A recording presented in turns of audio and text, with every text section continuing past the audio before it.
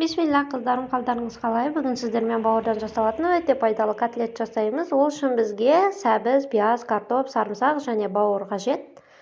Бауырдун сыртындагы клёнкасын міндетті түрдө алдын ала тазалап алыңыз, себеби мачировкаден өткүзсөңүз да, блендер менен эзисеңиз да кедерги келтирет. Ал калган заттардын баардыгын осулай усактап туурап өткүзүүгө дайындап алабыз.